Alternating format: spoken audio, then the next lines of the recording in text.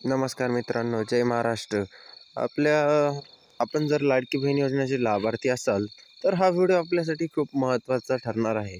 कारण या व्हिडिओमध्ये आपण जाणून घेणार आहोत, म महिलांसाठी काही नवीन घोषणा या सरकारने जाहीर केल्या आहेत, ते बघून घेणार आहोत. त्यामुळे आपल्या व्हिडिओ शेवटपर्यंत बघा आणि आपल्या चॅनलवर तुम्ही पहिल्यांदा आले असाल, तर आपल्या चॅनलला सबस्क्राईब करा आणि व्हिडिओ आवडल्यास लाईक करा आणि जास्तीत जास्त लोकांपर्यंत हा व्हिडिओ शेअर करा. तर चालू करूया आपल्या व्हिडिओला. मुख्यमंत्री होताना महिलांसाठी फडणवीस सरकारच्या मोठ्या घोषणा काय आहेत बघूया त्या घोषणा. महाराष्ट्राचे नवनियुक्त मुख्यमंत्री देवेंद्र फडणवीस यांनी 5 डिसेंबर रोजी मुख्यमंत्री पदाची शपथ घेतली. शपथविधीनंतर लगेचच त्यांनी पहिली पत्रकार परिषद घेतली, ज्यामध्ये त्यांनी अनेक महत्त्वपूर्ण घोषणा केल्या. विशेषतः बहुचर्चित लाडकी बहीण योजनेबाबत स्पष्ट भूमिका मांडली आहे, ज्यामुळे राज्यातील लाखो महिलांना दिलासा मिळाला आहे. यंदाच्या विधानसभा निवडणुकीत महाआघाडीच्या सरकारला मिळालेल्या यशामध्ये लाडकी बहीण योजनेचा महत्त्वपूर्ण वाटा मानला जात आहे. या योजनेचे राज्यातील महिलांमध्ये मोठी आशा निर्माण केली होती. मागील सरकारने 18 ते 60 वयोगटातील पात्र महिलांना दरमहा 1500 रुपये देण्याची योजना जाहीर केली होती. निवडणुकीदरम्यान महाआघाडी सरकारने ही रक्कम वाढवून 2100 रुपये करण्याचे आश्वासन दिले होते, जे आता नव्या सरकारने पूर्ण करण्याचे ठरवले आहेत. या योजनेची व्याप्ती आणि अंमलबजावणीबद्दल सुद्धा जाणून घेणार आहोत मित्रांनो.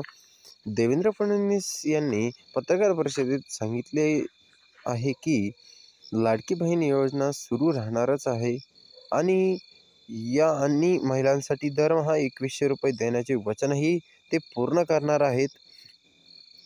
या घोषणेतून त्यांनी योजनेबद्दल असलेले सर्व शंका दूर केल्या आहेत.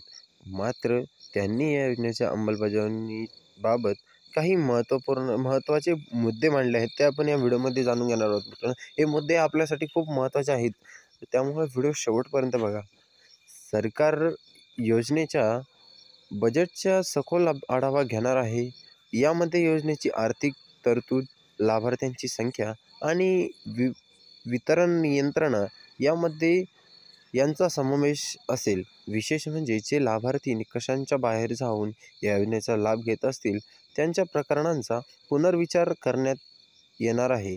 मात्र फडणवीस यांनी स्पष्ट केले की योजनेवर पुनर्विचार करण्याची कोणतीही घोषणा केलेली नाही.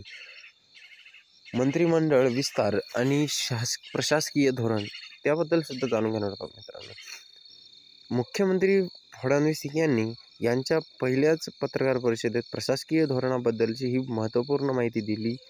नागपूर अधिवेशनापूर्वी मंत्रिमंडळाचा विस्तार होणार असल्याचे त्यांनी जाहीर केले. विविध खात्यांच्या वाटपाबाबत असलेले प्रश्न सरकार एकत्रितपणे सोडवणार असल्याचेही त्यांनी स्पष्ट केले. लोकशाही मूल्यांना प्राधान्य देत फडणवीस त्यांनी विरोधी पक्षाचाही सन्मानाचाही उल्लेख केला आहे. विरोधकांचा सन्मान राखला जाईल आणि त्यांच्या रचनात्मक सूचनांचाही विचार केला जाईल, असेही त्यांनी स्पष्ट केले आहे. या धोरणातून सर्वसमावेशक राजकारणाचा संकेत दिला आहे. या योजनेचे सामाजिक महत्त्व काय आहे ते महत्त्वसुद्धा जाणून घेणार मित्रांनो.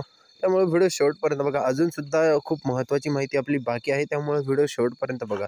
लाडकी बहीण योजनेची ही केवळ आर्थिक मदतीची योजना नाही, तर ती पूर्ण महिला सक्षमीकरणासाठी एक महत्त्वपूर्ण साधन आहे. दरमहा 2100 रुपयांची मदत अनेक कुटुंबांसाठी आर्थिक स्थैर्य निर्माण करण्यास मदत करेल. विशेषतः ग्रामीण भागातील आणि कमी उत्पन्न गटातील महिलांसाठी ही योजना वरदान ठरणार आहे. या योजनेसाठी काही आव्हाने आणि काही संधीसुद्धा आहेत, आपल्याला ते सुद्धा जाणून घेणार आहोत. या योजनेच्या यशस्वी अंमलबजावणीसमोर काही आव्हानेही आहेत. योग्य लाभार्थ्यांची निवड, वेळेवर रक्कम वितरण आणि योजनेची आर्थिक शाश्वतता यासारख्या बाबींकडे सरकारला विशेष लक्ष द्यावे लागणार आहेत. मात्र फडणवीस यांनी दाखवलेली राजकीय इच्छाशक्ती आणि स्पष्ट दृष्टिकोन यामुळे या आव्हानावर मात करणे ही शक्य होणार आहे. देवेंद्र फडणवीस यांच्या मुख्यमंत्रीपदाच्या शपथविधीनंतरची पहिली पत्रकार परिषद यांच्या प्रशासकीय दृष्टिकोनाची झलक दाखवणारी ठरली आहे. लाडकी बहीण योजनेला दिलेले महत्त्व आणि विरोधकांप्रती दाखवलेला आदर आणि प्रशासकीय सुधारांसाठी तयारी